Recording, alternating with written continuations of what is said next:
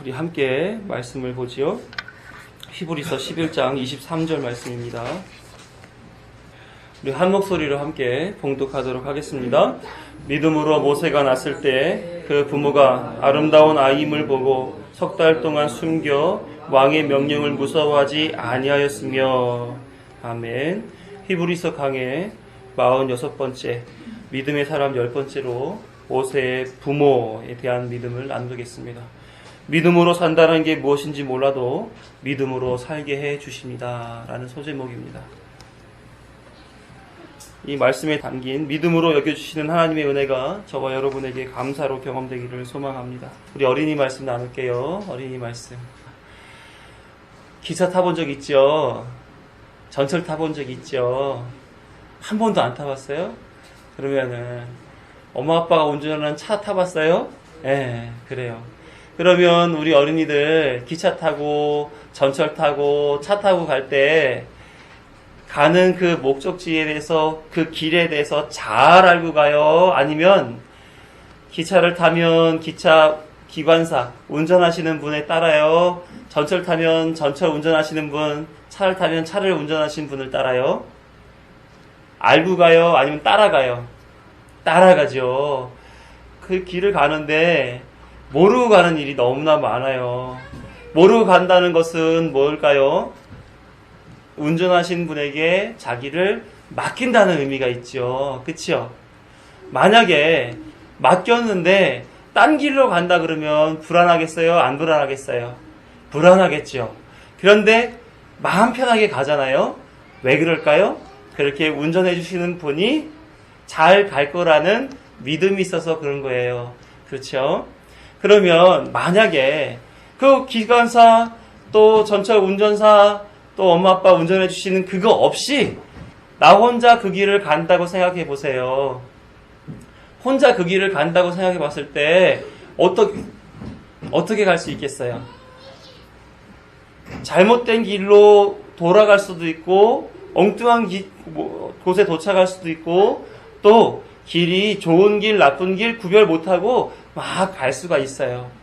그러면 그 가는 길 동안 쉽겠어요? 쉽지 않겠어요? 쉽지 않단 말이에요. 앞에 계신 이끌어 주시는 분이 없이 나 혼자 그 길을 가면 쉽지 않아요. 그런데 이건 어때요?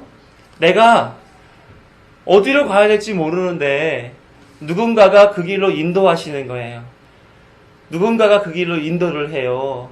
그런데 내가 하는 모든 것을 다 그래 잘했다.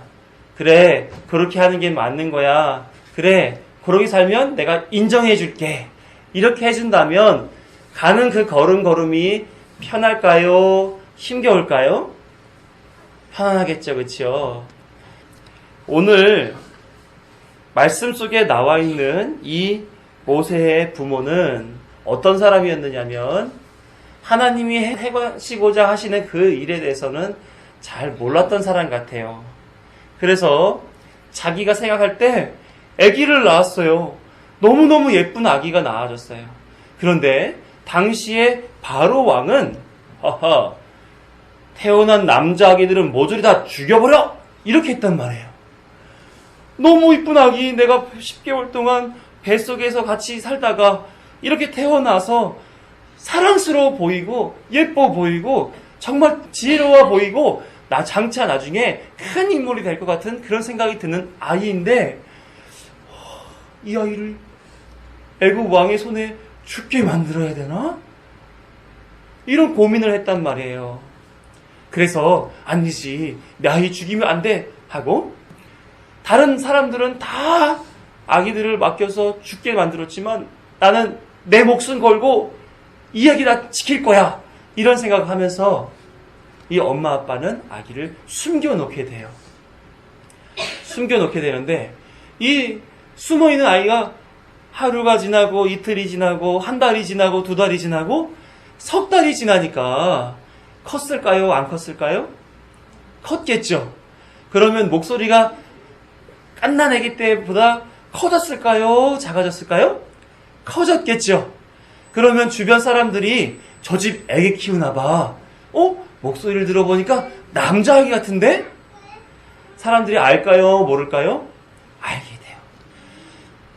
바로의 명령에 따라서 깐난 아기, 남자 아기는 다 죽여라고 했는데 아기가 있다는 사실이 자꾸자꾸 외부로 들리기 시작하니까 이 엄마 아빠는 두려울까요? 아니면 당당해질까요?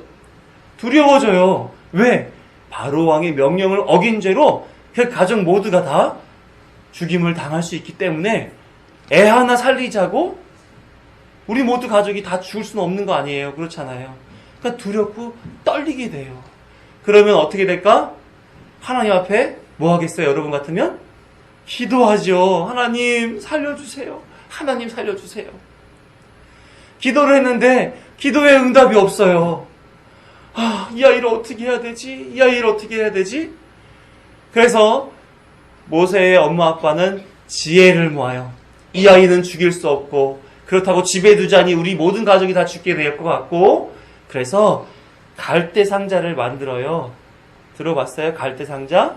갈대 상자를 만들고 거기다 아기를 잘 넣고 이집트의 애굽의 젖줄과 같은 나일강에다가 흘려보내요.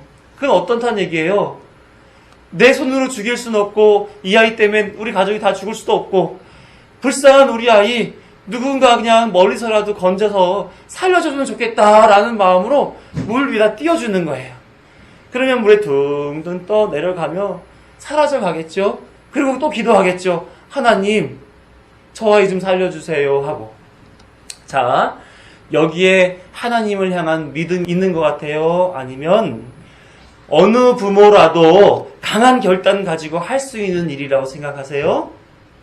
앞에 믿음 있어요? 아니면 믿음 없는 어떤 부모라도 할 수 있는 일이에요?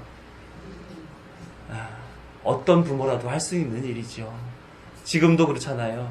자녀가 아프면 자기의 장기 일부도 떼어주고 피도 다 주고 재산도 다 주고 그가 태어날 때부터 어른이 될 때까지, 요즘 어른이 아니죠. 어른이 돼서 직장에 취업하고 결혼하고 애 키워주는 것까지도 요즘 부모님들 다 하시잖아요. 부모로서 있는 것 다 내어주시는 게 부모가 자녀에 대한 사랑 아닙니까? 당시에도 내 목숨을 담보로 하는 모험을 했단 말이에요. 부모의 자녀 사랑이죠. 그리고 도저히 이래서는 위태롭겠다 싶으니까 어떻게 했어요? 이 아이를 떠내려 보냈단 말이에요. 내가 더 이상은 못 키울 것 같고 대신 하나님 앞에 기도는 했죠. 하나님 돌봐주세요. 믿음이라고 할 수는 없습니다. 부모의 자녀 사랑인 거예요. 자, 우리 주은이나 주호와도 주영이도 또 친구들 다 부모님으로부터 사랑받잖아요. 그렇죠? 그렇게 엄마 아빠 사랑은 여러분들을 위해서 목숨을 내어놓을 만큼 모험을 감행할 만큼 그런 큰 사랑이에요. 그런데 정말로 죽음을 당할 만큼 된 순간이 다가오면 그 사랑은 다 무너질 수도 있어요. 그런데 하나님은 희한하게 그런 부모의 모습을 보고 뭐라고 표현했냐면 믿음으로 라고 얘기를 해줘요. 희한하죠? 믿음이 없는 부모의 모습인데 그 부모의 모습을 보고 믿음으로 그랬어 라고 하나님이 인정해 주겠다는 거예요. 마치 내가 갈 길을 모르고 이리저리 막 흔들리고 있는데 하나님이 흔들리는 길을 보시면서 그래 그것도 잘 가는 길이야. 그래 그것도 잘하고 있어 라고 말해 주시는 것과 같아요. 왜 그럴까요? 왜냐하면 하나님의 큰 길 그 안에서 벌어진 일이기 때문에 그래요. 그래서 이 부모님은 자신의 자녀 사랑을 위해서 그러한 일들을 감행했지만 하나님은 그 자녀 사랑하는 그 모습이 아니라 그 모세가 그렇게 자녀 사랑하는 그 사랑에 힘입어 죽지 않고 살아 하나님이 하시고자 하시는 그 일 가운데에 진행되어지기 때문에 잘했다. 너 믿음 있어. 이렇게 인정해 주셨단 말인 거예요. 자, 여러분들 매 순간마다 믿음으로 사세요? 어떻게 사세요? 믿음으로 살 때가 많아요? 믿음 없이 살 때가 많아요? 믿음 없이 살 때가 많지요.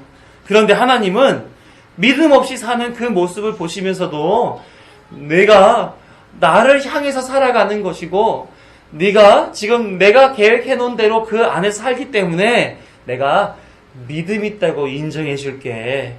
대신 너가 가야 할 그 길을 내 아들 예수 그리스도가 다 가준 거야. 예수 그리스도가 너와 함께 함으로 너는 너의 삶을 살지만 믿음으로 사는 것으로 인정해 줄게. 이렇게 얘기해 주신단 말이에요. 우리 주은이나 주와 주영이도 믿음으로 살아가는 일들, 난 믿음으로 살아야지! 이렇게 살아가는 그런 때보다는 엄마 아빠 말씀 안 듣고 동생 언니들이랑 싸운 때가 더 많고 공부 안 하고 자기 맘대로 하는 그런 일들이 많았을지라도 하나님이 여러분들이 예수 그리스도와 함께 하나님의 믿음 안에 있다는 그 사실을 아시고 계시기 때문에 여러분들이 하는 모든 일들을 그래 믿음 있는 일로 인정해 줄게 이렇게 해주신단 말이에요. 그래서 나는 이게 믿음으로 사는 건지 저게 믿음으로 사는 건지 잘 모르지만 하나님은 그 삶을 보시고 또한 예수 그리스도가 완성해 놓으신 그 예수 그리스도의 공로로 인해 해 놓으신 일들로 인해 믿음으로 산 거야 라고 인정해 주시겠다는 거예요. 감사해요? 감사하지 않아요? 나는 지금까지 마음대로 산 것 같은데 하나님이 예수님 때문에 나를 잘 살았다 이렇게 얘기해 주신다는 거예요. 우리 어린이들 그렇다고 함부로 막 살라는 게 아니죠. 하나님의 은혜 안에서 살라고요. 예수 그리스도로 힘입어 살라는 말이에요. 그러니까 우리 더욱더 예수님이 나를 위해 해주신 일이 무엇인지 또 나는 더욱 어떠한 방향으로 살아가야 되는지를 알며 하나님이 해주시는 믿음으로의 인정하심, 인도하심을 받고 누리는 그런 어린이들이 다 되었으면 좋겠어요. 그렇게 할 수 있어요, 장준? 그래요. 억지로 이러는 것 같은 느낌이 드네. 좋습니다. 자, 우리 어른 말씀 나눌게요. 주보를 보시게 되면 지난주에 요셉에 대한 이야기를 했다는 것을 알 수가 있죠. 먼저 한번 읽어보셨으면 앞에 서론에 어떤 내용이 들어갈지에 대해서 이해를 좀 하실 수가 있어요. 그리고 내용이 전개가 어떻게 될지도 살짝 알 수가 있죠. 자, 지난주에 하나님께서 요셉을 통해 야곱 족속, 즉 이스라엘 민족이죠. 그들을 기근에서 살려주셨고 또 요셉이라는 인물을 애굽에 담아주심으로써 기근 때문에 힘들어하는 이스라엘 민족이 애굽에 들어갈 수 있게끔 되는 내용과 장차 이스라엘 민족은 애굽에서 살지 아니하고 하나님의 약속의 땅 가나안으로 나아가게 될 것이다라는 사실하고 또 내 뼈를 거기로 묻어다 달라 하면서 모든 민족이 가나안 땅에 묻혀 그 속에서 하나님의 은혜를 누리고 살아갈 민족이다라는 사실을 요셉의 유언을 통하여서 전하게 만들어준 그 사안에 대해서 나누었습니다. 그러니까 요셉은 하나님의 이스라엘 민족이 살아가는 그 중간에 그들이 힘겨울 때 살게 해주는 중보자의 역할을 했어요. 그 중보자의 역할로서 그들을 살게 함과 동시에 또 어떤 일도 같이 병행했냐면 그들이 경험해야 할 하나님이 교훈해 주시고자 하시는 그 일들을 경험하게 하는 그 통로의 역할을 하는 그런 사람으로 존재했단 말이에요. 자, 그 얘기 잠깐 먼저 하고 오늘 얘기도 이어서 하겠습니다. 요셉은 소위 꿈꾸는 자, 비전을 품은 자로 소개되는 일이 많습니다. 왜요? 그가 어렸을 때 꿈을 꾸고 그 꿈의 내용이 그 삶으로 만들어지고 그 삶의 내용을 통해 하나님이 하시고자 하는 그 일들이 이루어졌기 때문에 그렇죠.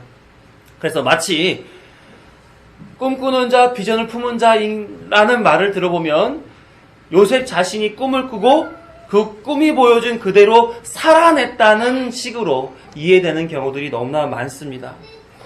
목사님들도 많이 요셉을 통해서 여러분들 꿈을 가지십시오. 비전을 품으십시오. 하나님은 여러분들에게 크나큰 목적을 두시고 계시고 여러분들을 그 자리로 이끌어 가십니다. 이렇게 말하면서 요셉을 갖다가 사용하는 경우들이 너무나 많습니다. 그런데 과연 그런가 하는 거예요. 꿈을 자신이 의도한 대로 꾸는 사람이 어디 있습니까? 또 비전을 품는다고 비전을 따라 자유롭게 살아갈 수 있는 그런 사람들이 몇이나 있느냔 말이에요. 요셉도 마찬가지죠.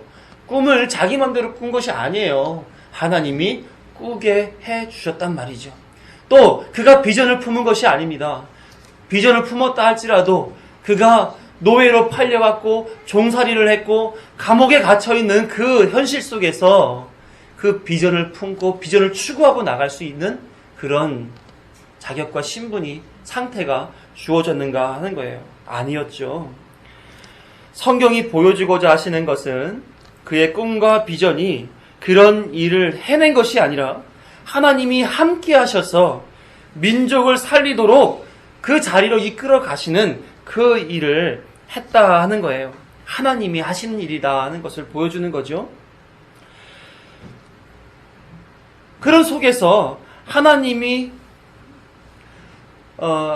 이스라엘 백성에게 먼저 가나안 땅으로 가라. 그것을 내가 너에게 주어서 너의 자손들이 번성하게 할 것이다 라고 약속해 놓으신 그 약속의 땅 가나안에서 왜 애굽으로 나오게 기근을 주었냔 말이에요.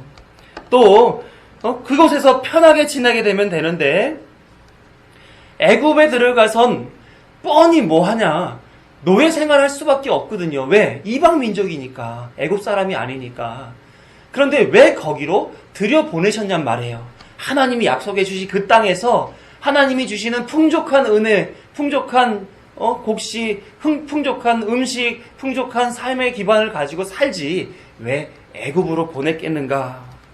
하나님의 의도가 있었기 때문에 그래요.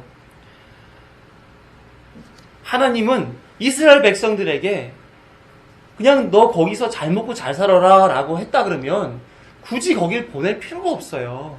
그냥 잘 먹고 잘 살게 해주시면 돼요.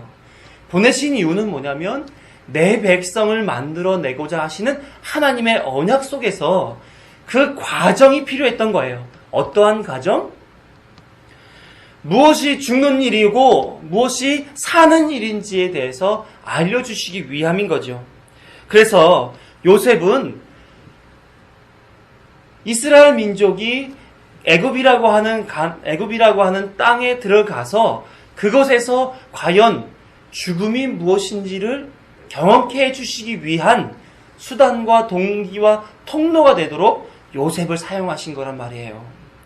그러니까 우리는 요셉을 보고 꿈을 품어야지, 비전을 품어야지가 아니라 하나님이 이렇게 믿음의 사람 한 사람을 통하여서 하나님의 뜻을 이루어 가시는구나 하는 것을 우리는 배워야 한단 말입니다. 그러면 요셉은 누구와 연결되는 사람인지 한번 잘 생각하시면서 들어보세요. 요셉이라는 한 사람이 가정과 고향으로부터 배척을 받고 이스라엘 백성, 하나님의 백성이라고 하는 신분에서 애굽이라고 하는 죄의 땅, 죄의 신분을 갖도록 노예와 종으로서 내려보내십니다. 누가 연상이 되기 시작하지요. 그곳에서 사람들로부터 불임을 당하고 질투를 당하고 욕심을 채우는 수단으로서 이용을 당해요. 그런데 그 속에서 순종합니다. 죄인들을 섬기는 모습을 보여주지요. 그 섬김은 죄인들로부터도 인정받게 되어 한 가정의 총무로부터 한 나라의 총리에 이르기까지 세워져 가요. 그리고 이방인인 야곱 족속, 히브리 민족, 이스라엘 민족이라고 부르는 그 야곱 족속, 이 사람들을 애굽 땅 고센에 들어와 기근에서 살려주는 그런 역할을 하게 됩니다. 하지만 믿음으로 무슨 말을 했다고요? 너희들 가나안 땅으로 다시 돌아가야 돼. 그곳에 너희 뼈를 묻어야 돼 라고 죽을 각오를 하고 비난받을 각오를 하고 그 말을 남기게 돼요. 이 전체적으로 봤을 때 누구가 연상이 됩니까? 요셉은 바로 예수 그리스도가 연상이 되지요. 예수님이 하나님의 신분에서 사람의 죄인의 몸을 입고 이 땅에 내려옵니다. 그리고 죄 속에서 사람들에게 섬김을 나눠줘요. 하나님 나라를 소개해주고 너희들은 거기에 가야 되는 존재야 라고 얘기하며 심지어는 자기가 온 모든 것을 다 내어주어서 죽음으로 말미암아 그들을 거기로 인도하는, 완성하는 그 일을 감행해 내게 됩니다. 이것처럼 요셉은 예수님을 상징하는 모형의 인물이에요. 죄로 말미암아 죽게끔 만들었지만 다시 살리는 그 역할을 누가 했어요? 방금? 요셉이 했잖아요. 그 요셉의 일이 예수님의 일을 미리 보여주는 그런 상징의 일이었던 것입니다. 좀 더 큰 그림으로 보게 되면 성경은 애굽을 죄의 세상으로 상징하는 경우가 있습니다. 요한계시록은 그렇죠. 그곳으로 들어가게 만들어준 거예요. 무엇을 소개했냐면 하나님의 백성은 반드시 죽어야 된다는 사실을 알려주는 거예요. 이 죽어야 된다는 것은 육신이 꽉 칼을 꽂고 죽는 이런 죽음이 아니고 늙어 죽는다 이런 죽음이 아니라 죄 안에 살아가는 거, 죄로 말미암아 살아가는 거, 죄를 벗삼아서 죄와 함께 타협하며 어울리며 그것에 만족하며 살아가는 것을 뭐라고 얘기하냐면 죽었다 이렇게 얘기한단 말이에요. 죽음을 경험하게끔 만들어주시는 거예요. 왜 그럴까요? 죽음을 알아야 생명으로 나아가는 것이 무엇인지를 알게 되기 때문에 그래요. 건강할 때는 건강이 얼마나 소중한지에 대해서 모릅니다. 부유할 때는 가난한 것이 어떠한 의미가 있는지에 대해서 잘 몰라요. 그런데 건강을 잃어보거나 가난한 처지에 놓여지게 되면 건강했었을 때 건강을 지켜야 되는구나. 부유할 때 그 부유를 가지고 이리저리 탕진하고 나를 위해 살아갈 것이 아니라 그걸 가지고 좀 더 나은 것들을 추구하고 살아가야 되는 거였구나 하는 것을 깨닫게 된단 말이에요.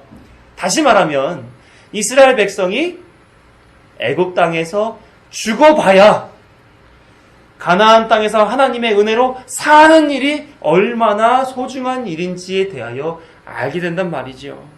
그래서 죽음을 가르쳐주고 생명의 소중함을 알게 해주기 위해서 요셉을 사용하여 이스라엘 백성을 넣었다 빼는 그 일을 알려주게 된 것입니다. 언제요? 언제 그런 일이 벌어졌습니까? 애굽 땅에서 죄와 더불어 살다가 400년이 흘러 죄의 짐, 죄의 열매, 그 죽음에 대해서 경험한 백성들이 하나님 앞에 살려주세요. 이제 죽음이 얼마나 괴로운 일인지 알게 됐어요. 했었을 때 그때 꺼내준단 말이에요. 꺼내준다고. 그때 꺼내주게 될 때도 하나님이 직접 손으로 꺼내주시는 것이 아니라 요셉을 들어서 들어가게 하신 것처럼 다른 한 사람을 세워서 그 중보자의 역할을 하여 끄집어낸다고요. 그 인물이 누구예요? 애굽에서 출애굽하게끔 만들어준 지도자가 누구예요? 모세잖아요. 모세.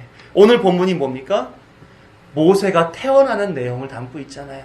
그러면 모세가 태어날 때 뭐 아래에서 나온 것도 아니고 하늘에서 뚝 떨어진 게 아니라 부모의 속에서 나오기 때문에 그 부모가 어떤 삶의 자세를 가져야 됩니까? 믿음으로 사는 삶의 자세를 가졌어야 되는 거예요. 그것을 여기서 하나님이 어떻게 풀어가시는지를 우리에게 보여주시는 거죠. 그러면 이 부분이 잘 되면 뭐가 이루어질까요?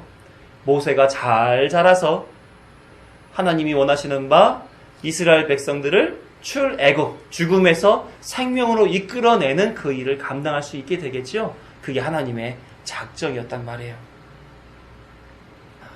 지금까지 이 히브리서에 나와온 믿음의 선진들의 내용들을 보게 됐을 때 우리가 믿음이 무엇인지에 대해서 알 수 있었습니다. 믿음으로 살아가는 전제는 바로 하나님이 목적하신 바 하나님의 나라를 향해 가는 지향성이었습니다. 그렇죠? 본향을 추구하고 살아가는 것이죠. 그것을 하나님께서 사람들에게 언약이라는 이름으로 주셨고 이 언약을 따르는 백성의 삶 속에서 하나하나 진행되어 이어져 내려오게 했습니다. 아브라함이 그 언약 붙잡고 살았지요. 아브라함의 아들 이삭이 언약 붙잡고 살았고 그 아래 야곱도 그렇고 또 요셉도 그랬어요. 그렇게 쭉 진행되다가 죄의 땅에 딱 들어가서 이스라엘 백성들 그 사이엔 누구로 이어졌을까요? 이어지지가 않았어요. 한 사람 모세를 거기 심어 놓으셔서 그 언약이 이어질 수 있도록 그렇게 만들어 가고 계신 거예요. 그러면 우리가 점검해야 될 것은 뭡니까? 우리가 점검해야 될 것은 내 신앙 방향이 어디로 가고 있는가? 어디로 가고 있어요? 언약을 따라 하나님 나라를 향해 지향해 나아가는 것을 우리는 기본으로 알고 그것이 내게 이루어지고 있는가를 늘 점검해야 된단 말입니다. 그래서 나는 하나님의 나라를 향하여 살아가고 있는 사람인가? 아니면 내가 세워놓은 자기 아성, 바벨탑과 같은 자기 나라를 만들어 가고 있는가를 늘 확인해 봐야 된다 하는 거예요. 오늘 본문은 하나님 나라를 향한 지향성을 가진 한 부부를 소개해 주고 있습니다. 그의 모습을 보면 우리에게도 쉽게 있을 수 있는 일이기 때문에 잘 이해되고 유익할 수 있으리라 생각도 들어요. 우리 23절 말씀 오늘 본문 다시 한번 읽어보도록 합니다. 시작. 믿음으로 모세가 났을 때에 그 부모가 아름다운 아이임을 보고 석 달 동안 숨겨 왕의 명령을 무서워하지 아니하였으며. 이렇게 보게 되면 굉장한 믿음이죠. 그렇죠? 왕의 명령을 왕의 명령을 무서워하지 아니하고 죽어야 할 아이를 믿음으로 살렸다라는 식으로 보여져요. 과연 그것을 얘기했을까요? 그렇다면 믿음으로라고 할 필요가 없죠. 부모의 능력으로라고 얘기하면 되잖아요. 우리도 늘 결단하고 사니까. 자, 그 얘기를 한번 보시자고요. 누가 믿음으로 행했다는 말입니까? 모세가 태어났을 때 그의 부모가, 그러니까 그의 부모의 믿음을 소개하고 있는 거예요. 그런데 희한하게도 그의 부모의 이름이 언급되지 않고 그냥 그 부모가 라고 얘기합니다. 저도 성경 읽을 보다가 깜짝 놀랐어요. 왜냐하면 그 부분이 이 모세가 나오는 얘기인데 모세를 믿음으로 이렇게 하나님이 역사하셨다라는 것으로 이 부모가 눈에 잘 안 들어왔었거든요. 근데 이걸 이제 본문을 연구하다 보니까 이름이 나왔으면 쉽게 알았을 텐데 이름이 없는 거예요. 이름이 없이 그냥 그 부모라고 얘기하니까 너무 이제 쉽게 넘어갔었죠. 하지만 이렇게 보니까 이름이 없는 이유가 있을 것이다 하는 그런 생각이 들어요. 왜요? 하나님의 일하심에는 하나님이 모든 그 삶의 내용을 하나님이 인정해 주시는 그 사람에게는 그 이름이 필요가 없어요. 그 이름 없어도 하나님이 그들을 믿음으로 끌고 가시니까. 그리고 우리는 그리스도와 연합하는 사람으로서 믿음이 굳이 있을 필요가 없는 그런 사람이기 때문에 그렇구나 하는 것으로 이해가 됐습니다. 근데 한번 보시자고요. 그들에게도 원래는 이름이 있었습니다. 아버지는 아므람이란 사람이고요. 어머니는 요게벳이란 사람이에요. 아므람은 레위의 손자 고핫의 장남으로 태어났어요. 레위 지파 사람이죠. 아므람은 누구와 결혼했냐면 이 요게벳인데 고모예요. 고모 요게벳과 결혼해서 미리암, 아론 그리고 셋째 모세를 지금 낳게 된 겁니다. 그야말로 그 가족들은 다 레위 지파의 혈통을 가지고 있는 그런 사람들이죠. 레위 지파는 어떤 사람들이냐면 나중에 가나안 땅에 들어갈 때에 하나님으로부터 특별한 역할을 하도록 지명받은 그런 사람들이에요. 어떤 일을 했냐면 제사장이에요. 하나님과 일반 사람들을 연결 지어주는 제사를 드리는 사람, 제사장. 그래서 사람들에게 율법을 가르쳐주고 율법대로 제사를 드리도록 돕는 역할을 그들이 하게 됩니다. 그러니까 이 사람들의 관점은 뭐가 있을까요? 하나님의 말씀에 대하여, 하나님이 하시고자 하시는 그 섭리에 대하여, 언약에 대하여 예민하게 받아들이고 자신뿐만 아니라 이 민족이 그런 삶을 살아가도록 이끌어 가는 역할을 하는 그런 사람들이에요. 그 속에 모세가 태어난 거죠. 무슨 말일까요? 하나님의 뜻대로 백성들을 이끌어가기에 꼭 필요한 혈통 안에서 모세가 태어났다는 것을 우리는 알 수가 있는 거죠. 당시에 애굽을 통치하던 통치자는 투트모스 1세입니다. 그가 유명한 것은 히브리 사람들을 태어나자마자 다 죽이라고 하는 신생나무를 학살하도록 만든 인물로서 굉장히 유명해요. 출애굽기 1장 8절을 보게 되면 뭐라고 기록되어 있냐면 요셉을 알지 못하는 새 왕이 일어나 애굽을 다스리더니, 이 새 왕이 바로 투트모스입니다. 투트모스는 새 왕이 일어나 애굽을 다스렸는데 요셉을 알지 못했다는 거예요. 무슨 말입니까? 요셉을 알지 못하는 것은 요셉과 친분을 가지지 않았다. 혹은 요셉이라는 사람이 어떠한 사람인지 그 역사적으로 알지 못했다라는 의미가 아니라 요셉이 대표로 되는 히브리 사람들에게 어떠한 호의나 관심이 하나도 없었다라는 그 얘기를 하는 거예요. 그는 요셉을 통해 히브리 사람들이 어떻게 애굽으로 들어왔으며 그들이 본향이 어디인지 어디로 돌아가야 할지에 대한 사실들에 대해서 하나도 알지 못했고 관심도 가지지 않았다는 거죠. 히브리 민족에 대한 이해가 없고 관심도 없는 왕이기 때문에 그들이 애굽의 노예로 살아가고 있는 현실만을 집중하는 거예요. 그러니까 이 노예로서 있는 이스라엘 히브리 민족들, 그 민족들이 뭐로 여겨졌겠어요? 자기의 재산으로 여겨졌을 거 아니에요. 노동력이나 세금으로 왕을 섬기는 그런 재산으로 여겨졌을 거 아닙니까? 그런데 그들이 점점 번성해 가는 거예요. 자손들이 많아지고 힘도 세지고 막 자기들 안에서 막 뭔가 뭉쳐서 뭐 이렇게 해 나가는 그런 모습들이 보여요. 그러면 어떤 생각이 들까요? 나중에 저들끼리 힘을 뭉쳐서 소위 말하면 지금 노조를 만들어서 구테타를 벌이는 건 아닐까? 다른 나라와 연합하여서 우리 애굽을 치러 들어오고 우리를 무너뜨리고 다른 나라로 도망가는 건 아닐까라는 불안과 염려가 이 투트모스 1세 바로에게 생기게 된 겁니다. 출애굽기 1장 10절이 그 얘기를 하죠. 자, 우리가 그들에게 대하여 지혜롭게 하자. 두렵건대 그들이 더 많게 되면 전쟁이 일어날 때에 우리 대적과 합하여 우리와 싸우고 이 땅에서 나갈까 하노라 하고 두려워하고 있는 모습을 보여주고 있어요.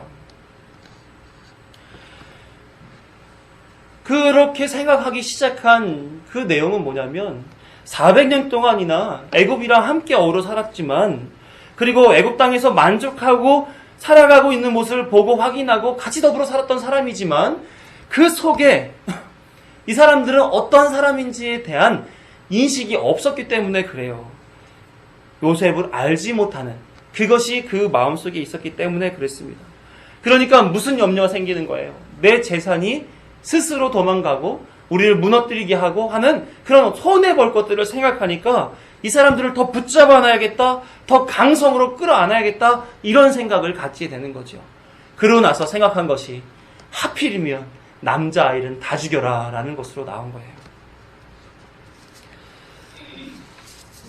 곳곳에서 사내 아이가 태어남과 동시에 죽임을 당했습니다. 그런데 이 가정에도 지금 출산할 때가 다 된 거예요. 아므람과 요게벳의 근심과 걱정이 그러면 이 뱃속에 있는 아이가 남자아이로 나와서 바로의 명대로 죽임을 당하게 되면 어떡하나 이런 생각이 계속 들었어요. 그런데 출산일이 다가와서 아이를 낳고 보니까 정말로 죽어야 하는 남자아이가 태어나게 된 거예요.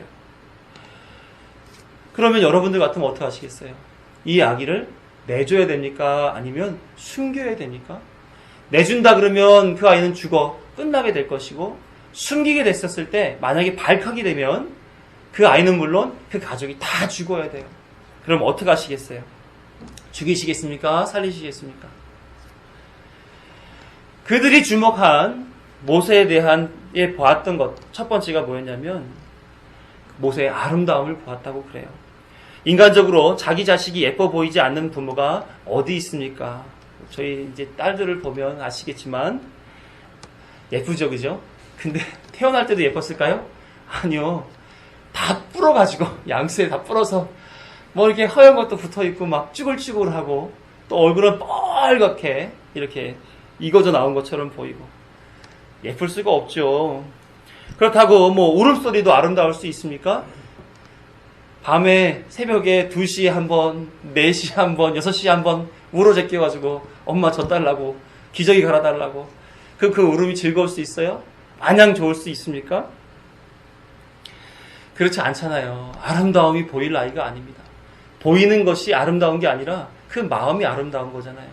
저희 아내가 한번 밤에 저를 막 깨워준 적이 있었어요. 왜 깨워 피곤한데. 그러고 보니까 우리 주은이가 황금 똥을 싼 거예요. 똥 쌌다고 남편을 깨워서 그 똥을 보여주며 너무너무 그래서 똥을 막 만져봐요. 왜 만져봐? 얼마나 애가 이렇게 속이 장이 건강한지를 본다고. 저는 한 번도 못 해봤는데 대단해요. 어쨌든지 그건 뭐예요? 그 아름다움이라는 게 뭡니까? 부모가 그 자녀를 보면서 느끼는 그 감정 아니겠어요? 그래서 요게벳이 본 것은 그 아이의 외모를 본 게 아니라 그 아이의 본 그 어머니의 마음을 발견한 거죠. 이리 보고 저리 보아도 왜 죽어야 하는지 이유를 찾아볼 수 없는 거예요. 그 속에 보통 우리 어머니들은 용감하다 이렇게 말하는데 뭐가 용감한 겁니까? 자식을 위해서 자신의 인생까지도 다 내어줄 수 있는 거, 그걸 용감하다고 우리는 말하잖아요. 그녀에게 들었던 생각은 이 아들을 죽이느니 그럼 나도 따라 죽겠다. 죽을 각오를 하고 이 아이를 살리겠다는 생각이 들어간 거죠. 요즘 엄마들은 모르겠습니다. 왜 내가 애 때문에 죽어야 되죠? 라고 할진 모르지만 생명에 대한 사람의 본성은 위에서 아래로 흘러내리게 되어 있어요. 그래서 부모된 사람은 자식된 사람을 그렇게 품어 안고 생명을 연장시켜주기 위한 갖가지 도움을 그에게 주게 되는 것입니다. 그래서 성경에 그런 말 하잖아요. 악한 부모라도 자식에게 좋은 것을 줄 줄 알거든. 이렇게 표현하잖아요. 악한 사람까지도 그렇다니까요. 사람의 본성은 위에서 아래로 사랑을 내려주게 마련입니다. 그러니까 성경에서도 믿음을 전수하도록 그 가정의 기업의 흐름을 얘기한 적이 많이 있잖아요. 우리도 그런 거 아닙니까? 부모의 믿음이 좋으면 자녀의 믿음도 좋을 수 있는. 그럼 이것을 우리는 소위 모성애라고 얘기하는데 이 모성애가 어떤 힘을 이겨내느냐면 세상의 힘, 바로의 명령을 이겨냅니다. 출애굽기 1장 22절을 보게 되면 바로가 이런 명령을 해요. 함께 읽어봅니다. 시작. 그러므로 바로가 그의 모든 백성에게 명령하여 이르되 아들이 태어나거든 너희는 그를 나일강에 던지고 딸이거든 살려두라 하였더라. 이 명령을 어기기로 마음의 결단을 한 거예요. 생명을 담보로 하는 모험이 시작되게 된 겁니다. 그런 마음으로 너는 나야. 너가 죽으면 나도 죽고 내가 죽으면 너도 죽는다. 이런 생각으로 자녀를 자라게 만들었어요. 얼마나 사랑스럽게 여겼겠습니까? 애지중지 그에게 사랑을 쏟아주었겠습니까? 눈에 넣어도 안 아플 것 같고 이 아이가 자라 세상을 바꿀 수 있는 능력자가 될 것도 같습니다. 대단해 보이는 자녀로 보이겠죠? 그 자녀를 포기할 수 없어. 어떻게든 살려야 돼 하는 생각으로 가득했을 것입니다. 그래서 하루 이틀이 지나고 한 달, 두 달이 지나가요. 이제 3개월째가 됐습니다. 아이가 점점 자라면서 목소리도 커지고 주변 사람들에게 아이가 있다는 사실이 발각될 수 있는 상황이 만들어졌어요. 위기가 된 거죠. 너무나 건강하게 자라서서 우는 소리마저 우렁차고 아무리 쉬쉬하는 분위기를 만든다 할지라도 바깥에까지 그 사실이 드러나지 않을 수 없는 때가 되고 마는 거예요. 더 이상은 집 안에서 키울 수 없겠다. 이런 생각이 든 거죠. 여기까지 내용을 보게 되면 아므람과 요게벳이 모세의 탄생과 그의 생명 부지를 위해 모든 수고와 노력을 다 했다는 것을 볼 수가 있습니다. 여기에 한 가지 여쭤볼 것이 있어요. 믿음이 있어 보입니까? 아니면 자녀를 특별히 사랑하는 부모에게 있을 수 있는 그런 일로 보여집니까? 특별한 사랑을 가진 부모에게 있을 수 있는 그런 모습으로 보여지죠. 믿음이 없어도 자식을 사랑하는 부모라면 누구라도 한 번쯤 그래 해보자라고 결단할 수 있는 그런 모습 아닙니까? 얼마 전에 유튜브를 보니까요. 자기는 먹지도 못하고 놀지도 못하고 꾸미지도 못하면서 자기 애완견한테 헌신적으로 하는 여성을 봤습니다. 무려 몇 개월 만에 개에게 1억을 넘게 드리고 한 달마다 자기는 30만 원 가지고 산다고 그래요. 그 왜 그러냐고 그랬더니 이 아이가 너무 불쌍하다는 거예요. 사람들 손에서 이리 치고 저리 쳐서 상처를 받을 대로 받은 그런 개를 데려다 키우는데 너무 불쌍하다는 거예요. 그래서 또 나중에 후속편을 보니까 공기 좋은 데로 이사 갔어요. 넓은 집으로. 왜 이사 왔어요? 우리 애들 풀어놓고 키우려고요. 개에게도 자기가 사랑하니까 그렇게 할 수 있는 본성이 사람에게 있단 말이에요. 당연히 부모가 자식에 대한 애착을 가졌다면 죽음을 불사할 수 있는 것 아니겠습니까? 그 사람이 할 수 있는 일에 하나님께 어울리는 그 믿음으로라는 타이틀을 붙여줄 수 있겠느냐 하는 거예요. 그렇지 않다는 거죠. 사랑하는 성도 여러분, 성경 대부분 사람의 역사이다 보니까 믿음 때문에 사람에게 가능할 수 있었다고 가르치는 것처럼 보입니다. 그 믿음 누가 가지고 있어서? 자기가 가지고 있어서. 자기의 믿음으로 인하여 모든 일이 이루어졌다는 것처럼 가르쳐지는 그런 내용이 보여져요. 그런데 그것은 표피적인 것입니다. 그렇게 해석하는 것, 그냥 보이는 대로 읽고 이해하는 것을 사사로이 해석한다, 이렇게 말을 해요. 그것을 믿고 나에게도 그렇게 할 수 있는 능력이 생길 수 있어, 아니면 나에게도 그렇게 할 수 있는 능력을 주옵소서라고 표피적인 해석을 가지고 받아서 그렇게 신앙생활하는 경우가 허다합니다. 그래서 대표적으로 이 땅을 제게 주시옵소서, 나를 보내주시옵소서, 성령의 기름을 부어주시옵소서, 나를 통해 세상을 변화시켜 주시옵소서, 그렇게 찬양하고 기도하는 경우들이 얼마나 많은지 몰라요. 생각해 보십시오. 북한 땅을 여러분들에게 주었다고 생각해 보세요. 그럼 여러분들 북한 땅을 바꾸실 수 있겠어요? 아니면 북한 땅 가지고 투기하시겠어요? 북한 산을 깎아서 흙을 팔면 얼마가 나오는데 그렇잖아요. 토목공사를 이렇게 하면 얼마가 벌어지는 데가 먼저 들지, 북한 땅을 내가 하나님의 능력으로 변화시키겠다, 이런 생각이 들겠습니까? 자기 앞가림도 못하면서 세상을 어떻게 변화시킨다고 그렇게 기도하고 찬양하고 방방 뛰는지 모르겠어요. 성령의 기름을 부어주옵소서 이렇게 말하는데 성령은 이미 우리와 함께 하신다고요. 이곳에 계신 그 자체가 여러분들은 성령의 세례를 받았기 때문에 이 자리에 있는 거예요. 근데 기름을 부어달라고 그래요. 왜요? 그걸 모르니까 그래요. 그러니까 아시라고 말씀드리잖아요. 모르니까 그렇게 용감하게 하나님 성령을 부어주시옵소서, 성령을 부어주시옵소서. 어디 기름 한 번 붓지 계속 무슨 연료 붓듯이 계속 채워 넣는 게 성령의 기름입니까? 절대 그렇지 않아요. 다 뭐예요? 사람들이 자기 영웅을 만들어주기 위해서, 자기가 높아지기 위해서 하나님을 이용하는 거예요. 하나님, 저한테요 그런 능력만 주신다면 제가 나가서 그런 일들 다 해드릴게요. 응? 하나님한테는 그게 유익 아닙니까? 그리고 더불어 저도 사람들한테 좀 유명해지자고요. 이거 하는 거예요. 다. 어떻게 돼서 그렇습니까? 말씀을 표피적으로 이해하니까 그 이해부터 잘못되니까 삶까지도 잘못되게 된 거란 말입니다. 그런데 그렇게 사사로이 해석하는 사람들을 하나님이 어떻게 하신다고요? 심판하신다고 그래요. 성경 어디에 하나님이 사람의 손을 빌어서 야, 내가 좀 하기 그러니까 좀 네가 좀 대신 해줘라, 이렇게 말씀하신 적이 있느냐 말이에요. 표피를 넘어서 하나님의 계시의 말씀을 바르게 이해해야 되는 것입니다. 여기서 하나님이 하시는 일은 이건 거예요. 이 부모가 모세에게 한 일은 자식에게 대한 애착이 크기 때문에 이루어졌단 말이죠. 하나님은 자식의 생명을 무엇보다 더 소중히 여기는 이 부모에게 모세를 보내줘서 하나님의 뜻을 이어가는 수단과 도구로 이 부모를 사용하셨단 말입니다. 하나님의 작정이 뭐예요? 구원으로 이루어가는 것, 생명으로 인도하시는 것, 하나님의 나라로 나아가게 만들어주는 것, 그것을 이 사람들에게 잠시 잠깐 도구로서, 수단으로서 사용하신 거라고요. 그러니까 이 사람들은 거기에 부합하게 지금 그냥 부모로서 모성애를 극대화하여 살아간 거고요. 이 사람에게 하나님은 뭐 한 겁니까? 네가 그렇게 살아간 것을 내가 믿음이라고 여겨줄게로 간 거예요. 그래서 믿음의 결과는 뭐예요? 구원이지 않습니까? 그렇게 사람의 의도에 따라서 모성애를 발휘한다고 그 구원이 형성되는 거, 그런 거 아니란 말이에요. 사람의 뜻과 상관이 없는 겁니다. 하나님이 하시는 거죠. 자기 믿음, 자기 확신, 자기 신념과 하나님이 주시는 믿음을 같은 것으로 보시면 안 되는 겁니다.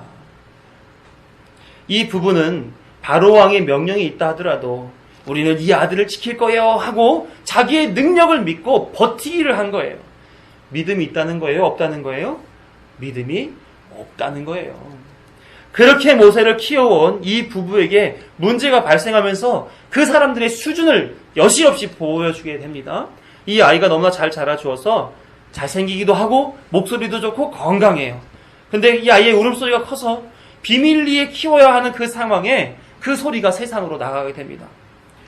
부모가 불안에 떨기 시작하지요. 인간적인 결단이 흔들리기 시작을 합니다. 어떻게 해야 되지? 어떻게 해야 되지? 잘못하면 다 죽겠네. 이렇게 된 거예요. 하루하루 불안에 쌓인 부모가 무엇을 했을까요? 명색이 레위지파 사람들인데요. 뭐 했을까요?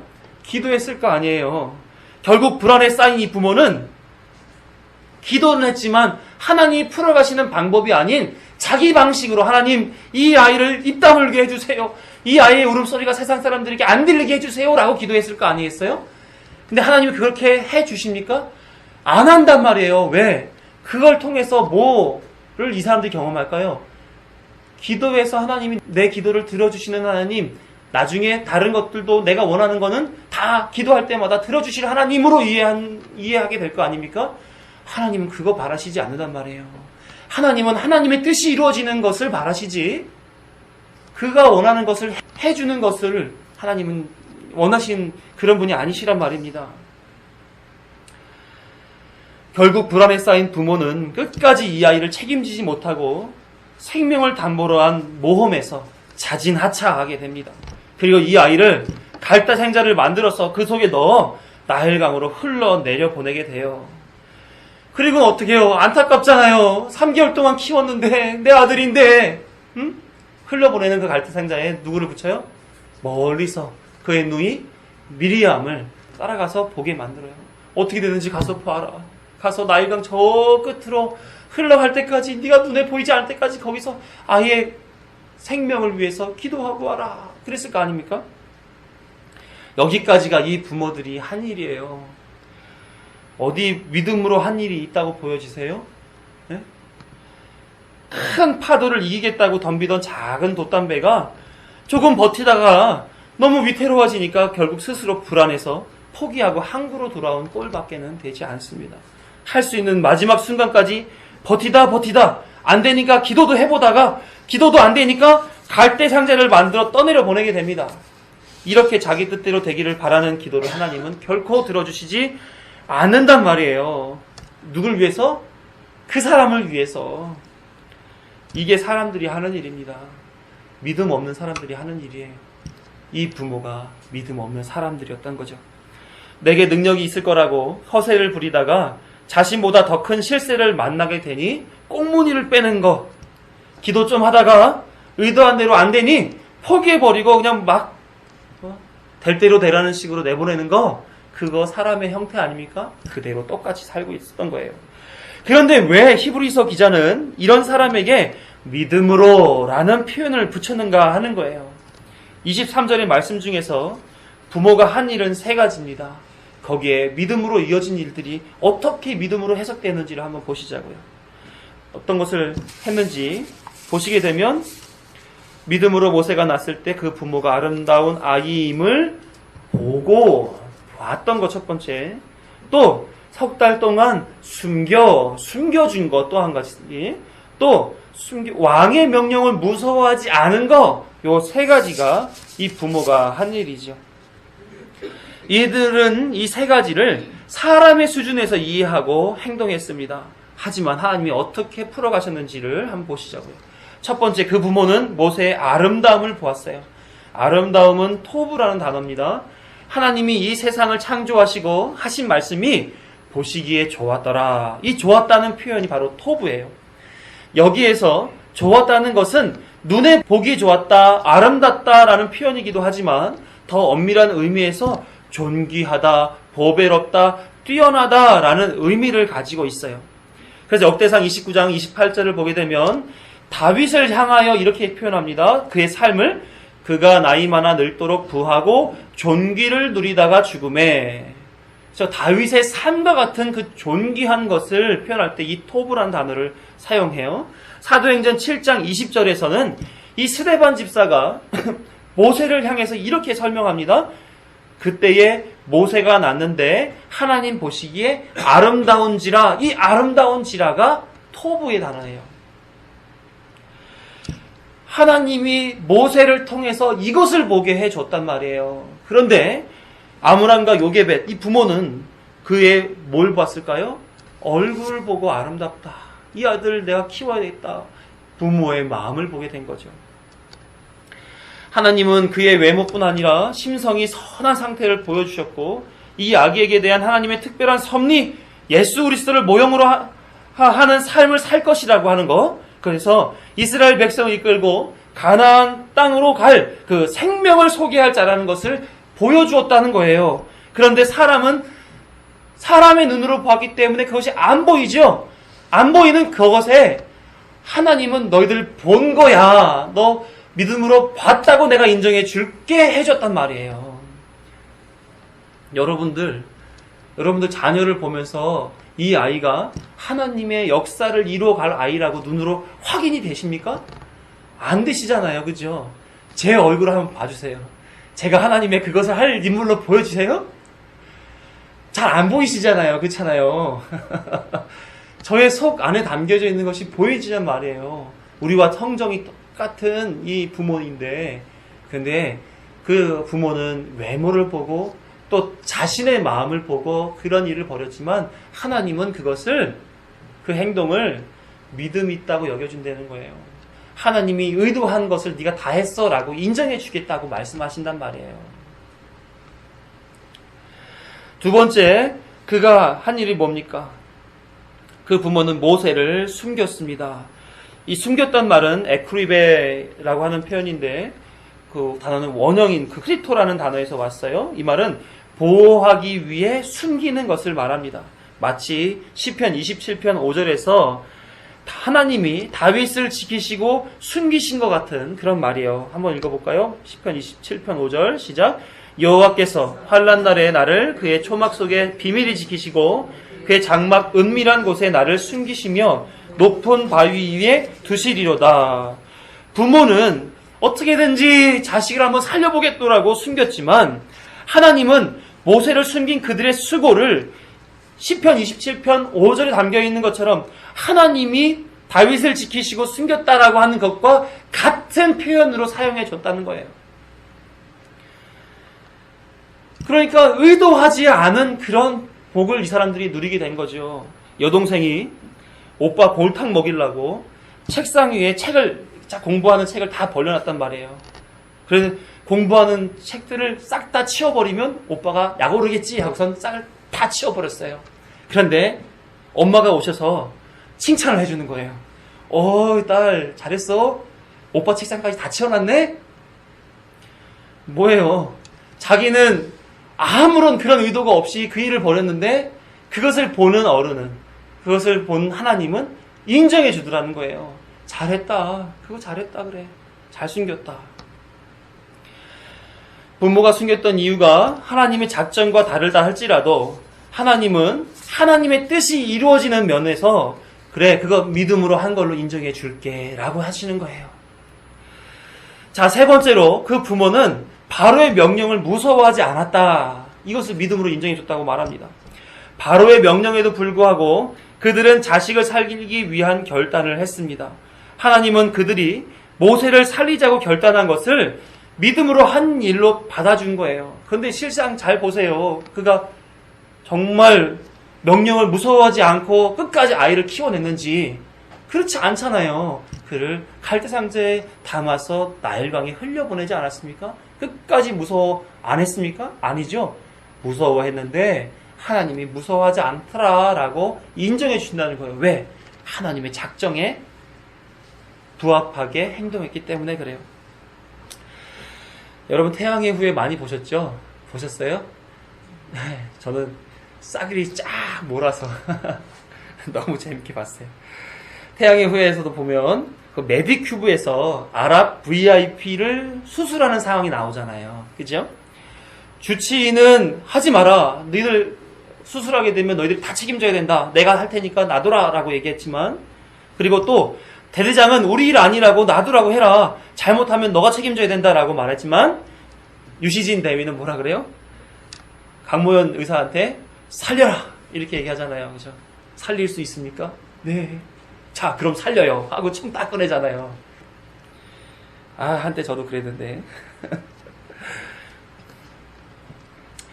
수술하다가 잘못되면 외교 문제가 커질 수도 있고 명령 불복종으로 징계를 받는 그런 문제 앞에 놓여져 있는 거예요. 그런데 자기가 옳은 일이라고 판단된 일을 했지요. 하나님은 자식을 위해 자기 생명까지도 빼앗길 수 있는 그 명령 불복종을 받아주신 거예요. 받아주신 거예요. 왜? 두려워할 대상은 사람의 생명을 한순간 빼앗을 수 있는 권력자가 아니라 하나님을 두려워해야 되기 때문에 그렇습니다. 악한 의도로 명령한 사람을 두려워하여 그 앞에서 떠는 것은 그 악의 지배를 받는다는 거죠. 하나님은 그 악에서 해방하시는 분 아닙니까? 악에 맞서 싸우는 또 다른 악이 아니라 악을 이기는 믿음으로 그 앞에 서는 것을 바라는 거예요.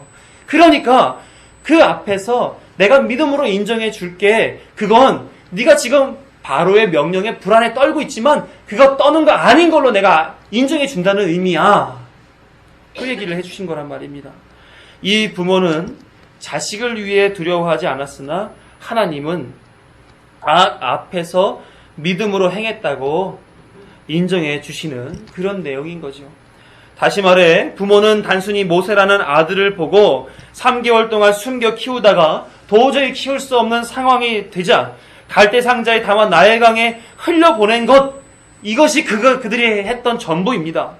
그게 부모로서 가질 수 있는 담대함이죠. 모성이 아닙니까? 믿음이 없어도 행할 수 있는 인간적인 사랑의 힘인 것입니다. 이를 믿음이라 인정하는 것은 잘못된 것이죠. 믿음은 하나님의 것입니다. 하나님이 행하실 수 있는 그 행하시는 일의 수단으로서 믿음을 사용하는 거예요. 그러니까 이들이 행한 것이 믿음으로 행한 것이 아니라 하나님이 하실 일을 믿음으로 했다라고 얘기하는 것이고 그 안에 부모를 불러들인 것입니다. 그들이 행한 일에 동행해 주신 것이죠. 그리고 그들이 행할 일을 그냥 믿음으로 한 거야. 내가 인정해 줄게. 그렇게 나와주신 거예요. 사람들은 성경 인물 위인 만들기를 좋아합니다. 그래서 어떻게든 성경에 있는 인물을 능력자로 만들고 그에게 능력이 있었던 것처럼 나도 그런 능력자가 되기를 바라고 살아가죠. 그래서 신앙이 자기 수준을 넘어서지를 못합니다. 이 시대의 교회의 문제는 그것을 인정해주고 그대로 가르쳐주는 현실이 문제라는 거예요. 말씀에 대한 해석도 이해도 순종도 모두 사람 중심, 자기 중심적으로 변질되어 갔다는 것이 이 시대의 교회의 문제입니다. 제가 이 말씀을 준비하면서 책을 한 8권에서 10권 정도를 이렇게 봐요. 그 중에 한 서너 권은 주석이라고 하는 성경을 이렇게 이해시켜주기 위해 다양한 내용들을 옆에 이렇게 붙여준.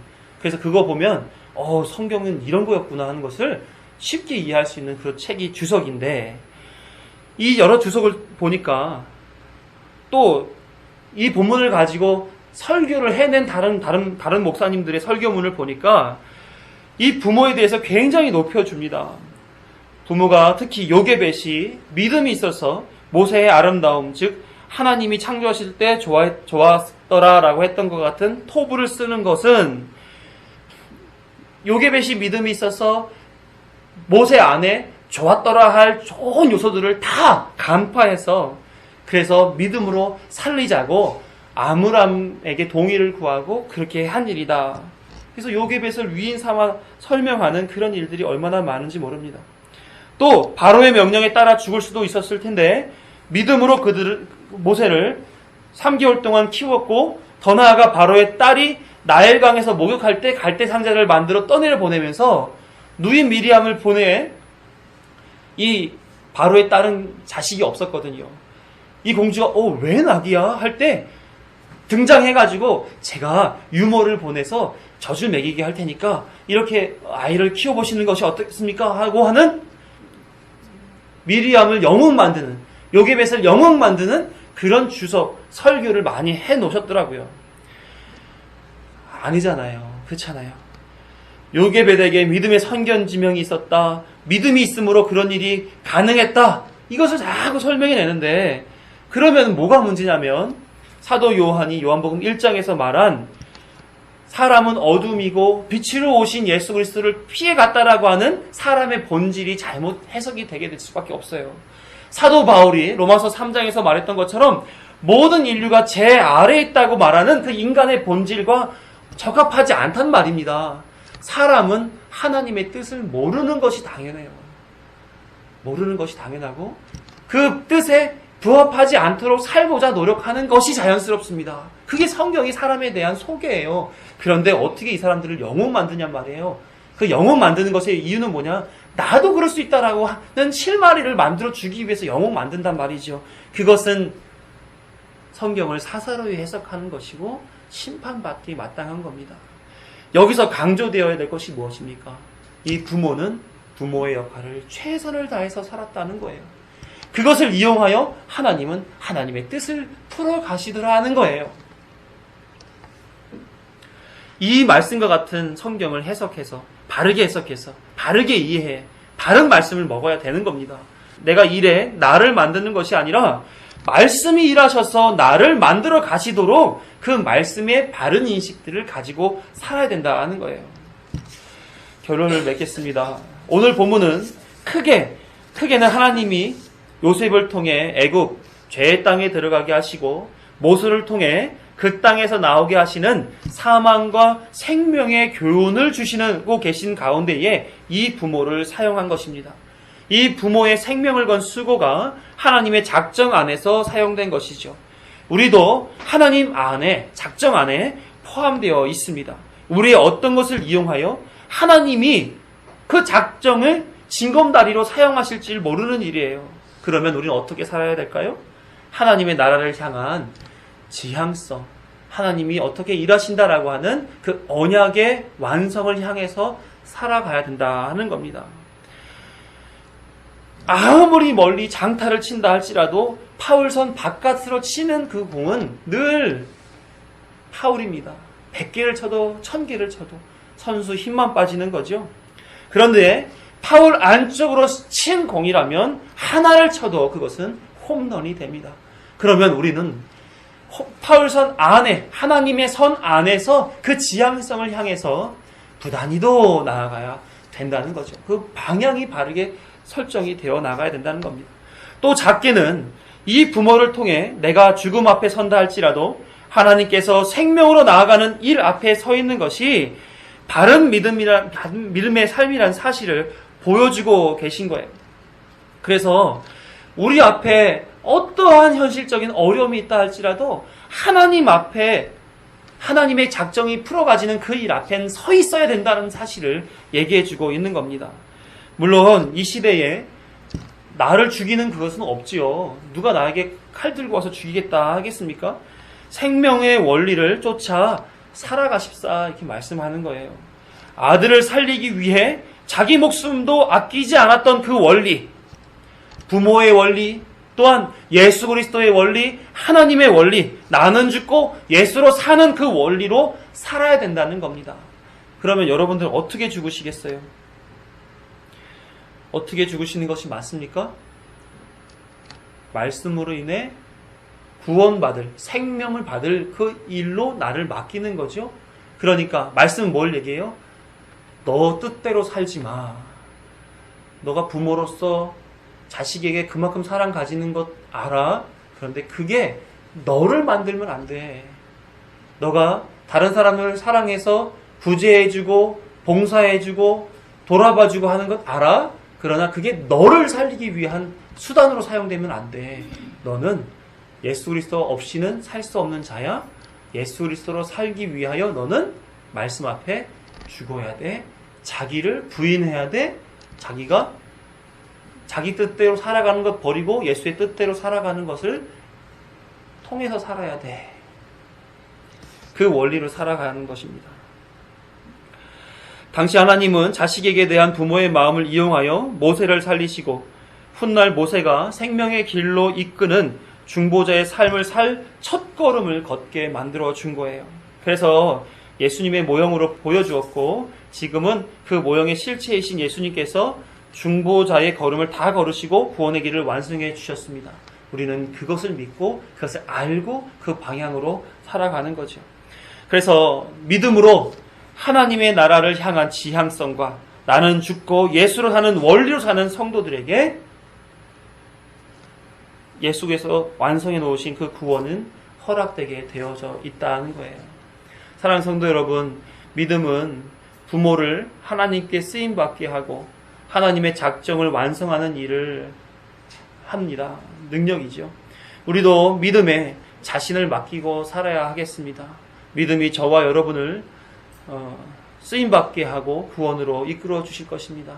늘 하나님이 주시를 믿음을 기대하며 하나님 나라를 향해 지향해 나아가고 자꾸 나를 부인하고 말씀으로 나를 채우는 그 삶을 살아가는 믿음의 성도들이 다 되시기를 간절히 축원합니다. 함께 그렇게 사시자고요. 기도하겠습니다.